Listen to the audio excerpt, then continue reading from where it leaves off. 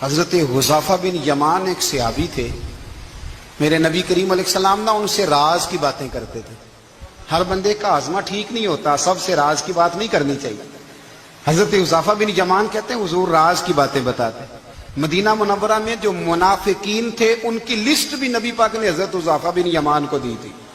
جب کوئی مشکوک آدمی مر جاتا نا تو صحابہ کہتے ہیں ہم دیکھتے اگر حضرت حذیفہ نے جنازہ پڑھا تو ہم بھی جنازہ پڑھ لیتے۔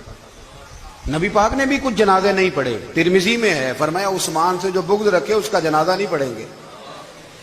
حضرت حذیفہ بن یمان اگر جنازہ پڑھتے تو لوگ پڑھتے، وہ نہ پڑھتے تو لوگ جنازہ نہ پڑھتے۔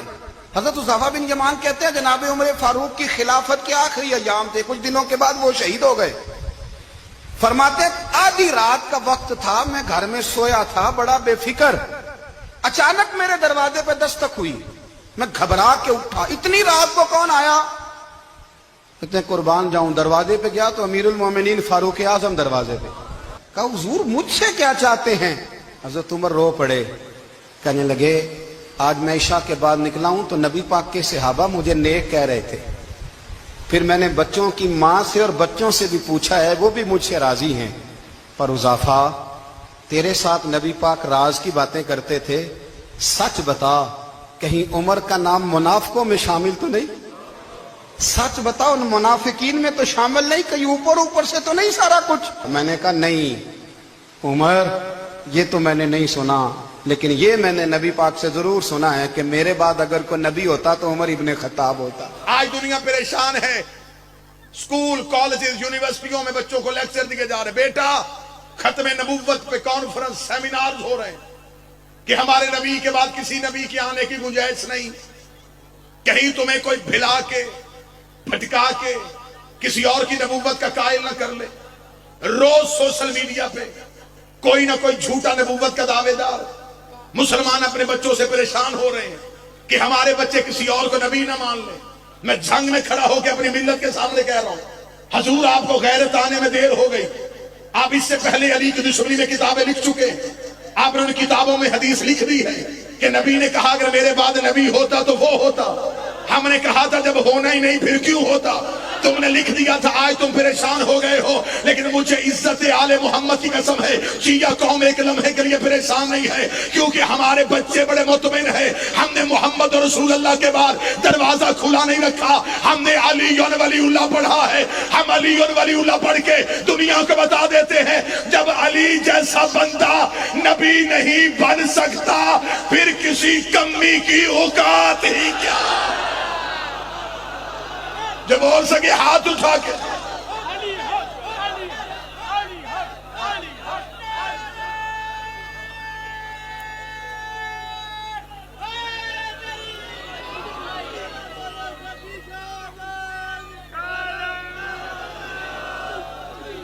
سب سے بہتر عقیدہ رسالت ہمارا، ہم نے محمد اور رسول اللہ کے بعد علی ولی اللہ پڑھا۔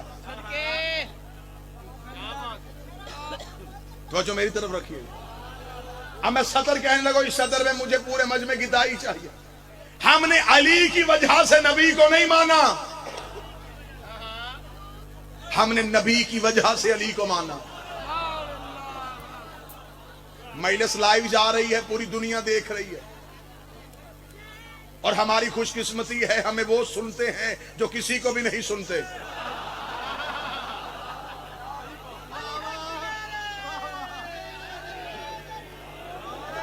میں جنگ کی سرزمین پہ کھڑا ہو کے اعلان کرنے لگا ہوں، یہاں سے لے کے پیر ناصر بخاری صاحب جتنے عزادار بیٹھے دور دراز کے چہرے، مجھے عزت آل محمد کی قسم، علی کی ولایت کی قسم، رسول کی رسالت کی قسم، سیدہ کی طہارت کی قسم، اگر کسی جنگ میں علی رسول کو چھوڑ کے بھاگتے ہم کبھی بھی علی کو نہ مانتے۔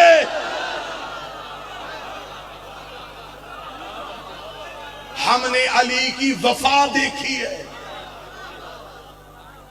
ساری زندگی وفا۔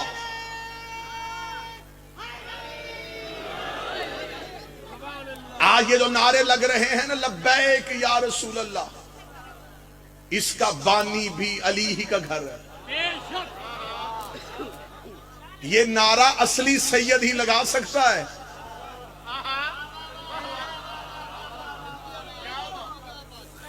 کسی غلط سید کی جرت نہیں کہ وہ لبیک یا رسول اللہ کا نعرہ لگائے اور جہاد کا حکم وہ دے جو پاؤں پہ کھڑا ہو سکتا ہو.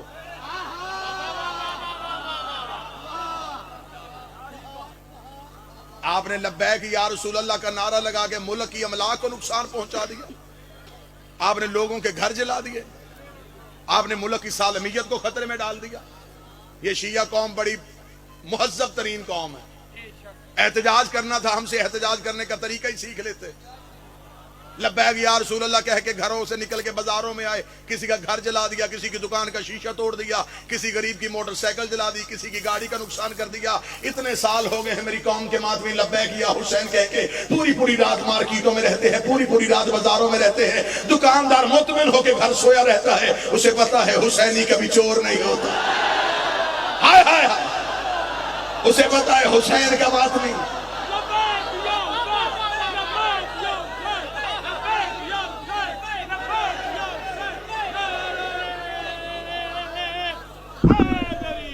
ہم نے آج تک کبھی بھی کسی کی دکان کا تالا نہیں توڑا. پھر دنیا نے احتجاج کرنے کے طریقے بھی دیکھ لیے. کسی کی ریڑھی، کسی کا گھر. یہ احتجاج کرنا ہم سے سیکھو.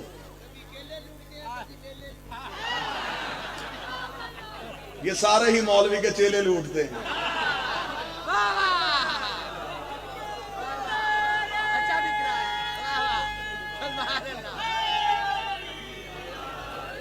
ہم سے احتجاج کرنے کا طریقہ سیکھو. ہم نے تو کبھی کسی کا گھر نہیں لوٹا، اس لیے کہ لوٹنے والے پہ تو ہم لعنت کرتے ہیں.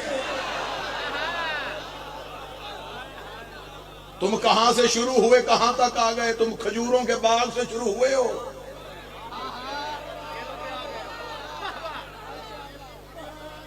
لبیک یا رسول اللہ کہنے کا طریقہ ہی ہم سے سیکھ لو. نبی کی عزت کرنی ہے تو پھر علی کے دروازے پہ آنا پڑے گا. نہج البلاغہ سے میں سطر پڑھنے لگا ہوں سکا. مولا امیر المومنین کوفے کے منبر پہ دیکھو یہودی آ گیا. اس یہودی نے آگے بابا جی سوال کیا. اس نے کہا اے علی ایک سوال پوچھنے آیا. جب بھی تم سے کوئی سوال کرتے فوراً جواب دے دیتے. یہ اتنا علم کہاں سے سیکھا ہے؟ یاد رکھیے کہ سوال کرنے والا یہودی ہے. نہ وہ نبوت کا قائل ہے، نہ وہ امامت کا قائل ہے، نہ وہ اللہ کے دیے ہوئے عہدوں کا قائل ہے. اس نے مولا علی سے آ کے صرف علم کی وجہ سے سوال پوچھا. اسے کہا اے علی جو بھی سوال پوچھے فوراً جواب. یہ سب کچھ کہاں سے سیکھا ہے؟ بابا جی میرے بادشاہ کہہ سکتے تھے کہ میں امام ہوں، میری گھٹی میں علم ہے، میرے سینے میں علم ہے. اب علی کو پتا ہے کہ یہ نبی کا کلمہ نہیں پڑھتا. اب علی نے جملہ کیا کیا، وہ جملہ آج بھی نہج البلاغہ. مولانا فرمایا سن، ھذا صفۃ العلم، ھذا لعاب رسول اللہ.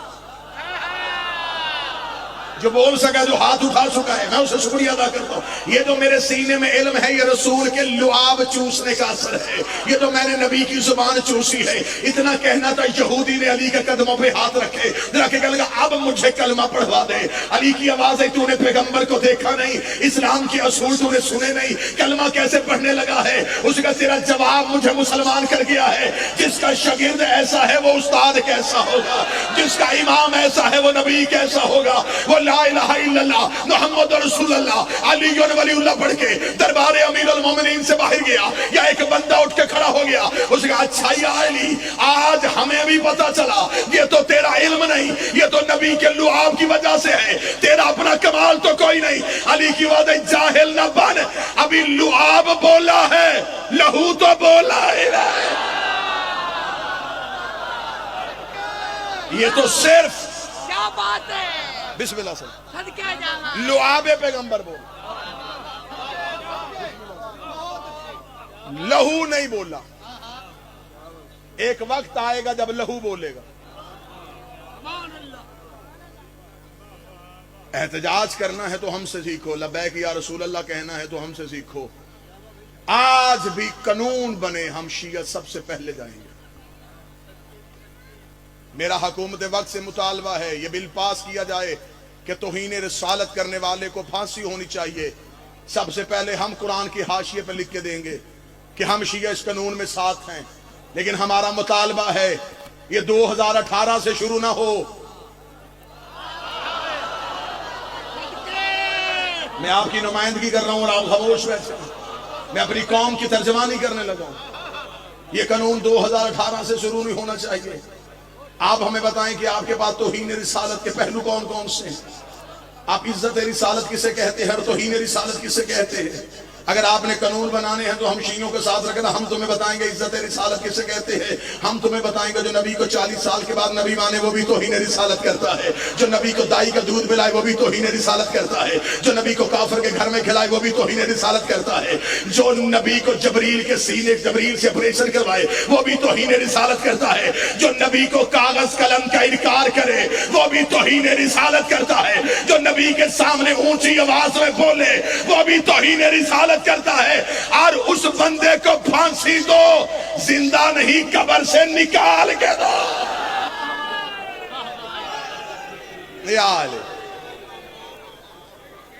لہذا ہمیں بتاؤ اسلام کی پہلی دعوت کس کے گھر میں ہوئی؟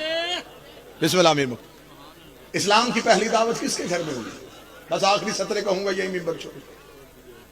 مولوی کہتے ہیں حضرت ابو طالب کے گھر میں، لیکن انہوں نے کلمہ نہیں پڑھا۔ اچھا چل چھوڑ کلمے، اسلام کی پہلی دعوت کہاں ہوئی؟ ابو طالب کے گھر۔ ابو طالب کا گھر کہاں تھا؟ مولوی تو ایک چھیڑے گا ہم 100 چھیڑیں گے۔ ابو طالب کا گھر کہاں تھا؟ مکہ میں۔ سردار صاحب اللہ کا اپنا گھر کہاں تھا؟ مکہ میں۔ اب جو نوجوان بیٹھو ساتھ دینا، میں آخری سطرے پڑھنے لگا۔ جب اللہ کا اپنا گھر تھا تو بات ابو طالب کے گھر میں کیوں ہوئی؟ جب خدا کا اپنا گھر تھا تو بات ابو طالب کی حویلی میں کیوں ہوئی؟ تجھے 1400 سال کے بعد پتہ چل گیا کہ ابو طالب نے کلمہ نہیں پڑھا؟ کیا خدا کو نہیں خبر تھی کہ ابو طالب نے میرا کلمہ نہیں پڑھنا؟ خدا کہتا میرا محمد میری بات ہے میرے گھر میں ہونی چاہیے، لا الہ الا اللہ کی بات ہے میرے صحن میں ہونی چاہیے، محمد رسول اللہ کی بات ہے میری چار دیواری میں ہونی چاہیے۔ بات اللہ کی تھی ہو ابو طالب کے گھر میں رہی ہے، بات رسول کی تھی ہو ابو طالب کے گھر میں رہی ہے۔ جب ہم نے مولوی سے پوچھا وجہ کیا تھی، اس کا مجبوری تھی، تب اللہ کے گھر میں یہ دعوت ہو نہیں سکتی تھی، کیونکہ اللہ کے گھر میں بت